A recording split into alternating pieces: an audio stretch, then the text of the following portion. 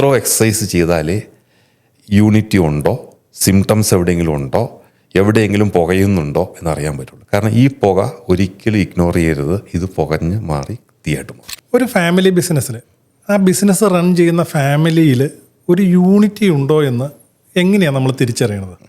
ഇത് രണ്ട് രീതിയിൽ തിരിച്ചറിയാം. ഒന്നത് പൊട്ടിക്കഴിയുമ്പോൾ അറിയാം യൂണിറ്റി ഇല്ലായിരുന്നു എന്നുള്ളത്.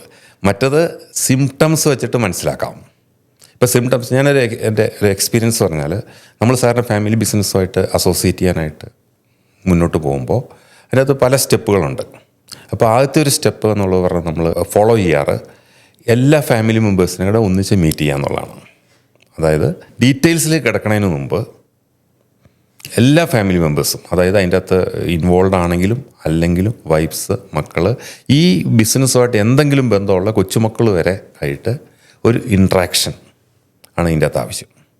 ഈ ഇൻട്രാക്ഷൻ വരാൻ കാരണം എന്തെങ്കിലും ചലഞ്ച് ഉള്ളതുകൊണ്ടാണല്ലോ നമ്മളവിടെ അവരുമായിട്ട് മീറ്റ് ചെയ്യാൻ പോവും, ഡിസ്കഷൻ നടത്തുകയൊക്കെ ചെയ്യണം. അവിടെ എന്തൊക്കെയോ ചലഞ്ച്, ഒന്നിലെ ബിസിനസ് ഡെവലപ്പ് ചെയ്യാനുള്ള ചലഞ്ച്, അല്ലെങ്കിൽ തമ്മിലുള്ള പ്രശ്നങ്ങൾ അന്ന് അധികം പറയാനുണ്ടാവില്ല, പക്ഷേ ബിസിനസ്സിൻ്റെ കാര്യങ്ങളായിട്ടായിരിക്കും പറയുന്നത്, അല്ലെങ്കിൽ ഡൈവേഴ്സിഫിക്കേഷൻ, അല്ലെങ്കിൽ വേറൊരു വാട്സപ്പ് മേർജ്, എന്തൊരു ചലഞ്ചിലായിരിക്കും പറഞ്ഞത്. അപ്പോൾ ഈ ഫാമിലിയും ബിസിനസ്സും ഒന്നായതുകൊണ്ട് നമ്മൾ ഫാമിലി മെമ്പേഴ്സിനെ ഇതിനെപ്പറ്റി മനസ്സിലാക്കുക എന്നുള്ളതൊരു ഉത്തരവാദിത്തമാണ്.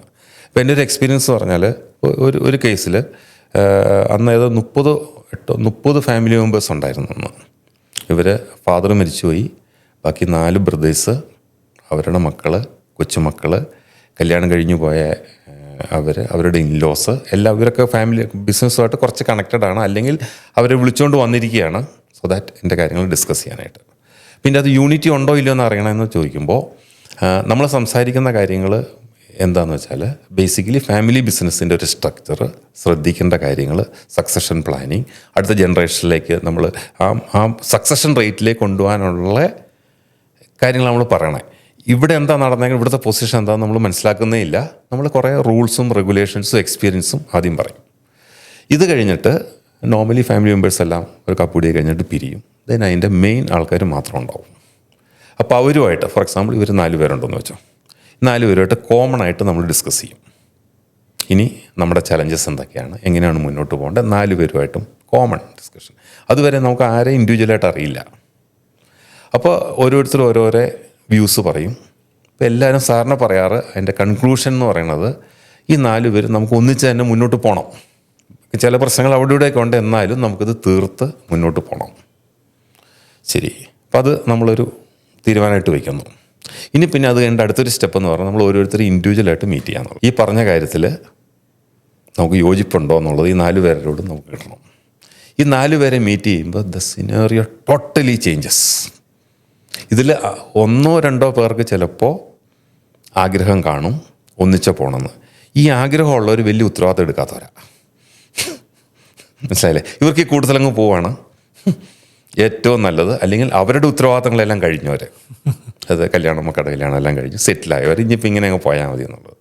അതേസമയത്ത് ഏറ്റവും താഴെയുള്ള ആൾക്കാരും ജീവിതം മുന്നോട്ട് കിടക്കുന്ന ആൾക്കാരും, അല്ലെങ്കിൽ കുറച്ച് എന്തൂസിയാസ്റ്റിക് ആയിട്ടോ ഒരു എൻ്റർപ്രൈസിങ് ആയിട്ടുള്ള ആൾക്കാർ പറയും, സാറേ ഇതൊരു കാരണവശാലും പോവില്ല, ബിക്കോസ് ഓഫ് ഇന്ന റീസൺസ് പറ്റില്ല, ഇതിനൊരു വഴി കണ്ടുപിടിച്ചേ പറ്റുള്ളൂ.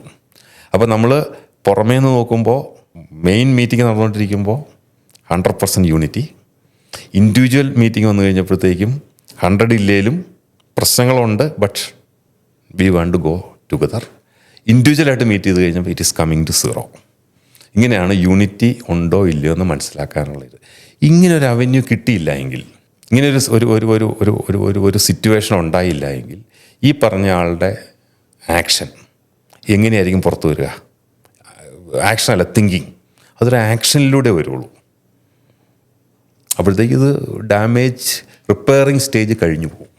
അപ്പോൾ ഇതിൻ്റെ അകത്ത് പിന്നെ നമ്മൾ അനലൈസ് ചെയ്ത് കഴിയുമ്പോൾ നോക്കുമ്പോൾ അറിയാം, ഇതിന് ഞാൻ ആദ്യം പറഞ്ഞ ഒരു സിംറ്റംസ്, ഇനീഷ്യൽ സിംറ്റംസിൻ്റെയൊക്കെ കാലങ്ങൾ അതെല്ലാം അതിജീവിച്ചുകൊണ്ട് ഇഗ്നോർ ചെയ്തിട്ടാണ് ഈ ഒരു സിറ്റുവേഷനിൽ എത്തിക്കുന്നത്. അപ്പോൾ ക്വസ്റ്റ്യൻ ആൻസർ യൂണിറ്റി ഉണ്ടോ എന്ന് അറിയണമെങ്കിൽ ഇത്രയോ എക്സസൈസ് ചെയ്താലേ യൂണിറ്റി ഉണ്ടോ, സിംറ്റംസ് എവിടെയെങ്കിലും ഉണ്ടോ, എവിടെയെങ്കിലും പുകയുന്നുണ്ടോ എന്നറിയാൻ പറ്റുള്ളൂ. കാരണം ഈ പുക ഒരിക്കലും ഇഗ്നോർ ചെയ്യരുത്. ഇത് പുകഞ്ഞ് മാറി തീയായിട്ട് മാറും. ഇങ്ങനെയാണ് ഈ സംഭവിച്ചുകൊണ്ടേയിരിക്കുന്നത്. ഇത് ഫാദർ ഉള്ളപ്പോൾ കുഴപ്പമുണ്ടാവില്ല.